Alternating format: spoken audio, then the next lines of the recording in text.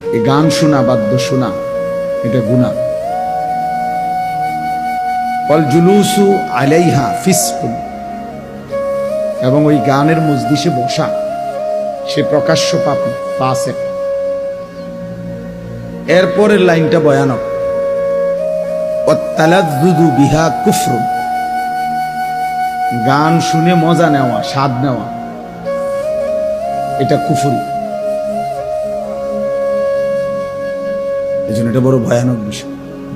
আমরা যে তাল উঠলে, দুললে, নাচলে, তো এটা ঈমান চলে যাওয়ার আসলে যে ভয়ানক বিষয়। হয়তো তোমার এমন অবস্থা যে তুমি যত নাফরমানি করো, হতে পারে শুক্রবারে তো নামাজ পড়ো, এই কথা মনে করে যে তুমি মুসলমান। হতে পারে তো তুমি কারো জানাজা পড়ো, এই কথা মনে করে যে তুমি তো মুসলমান।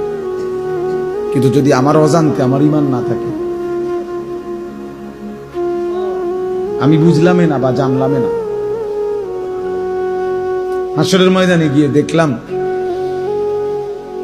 যে নামাজগুলো পড়ি নাই সেগুলোও নাই, যে দুই এক ওয়াক্ত পড়ছি সেটাও নাই। কারণ ঈমান বিহীন কোন ইবাদত কবুল হয় না। স্পষ্ট কথা এটা কোরআন।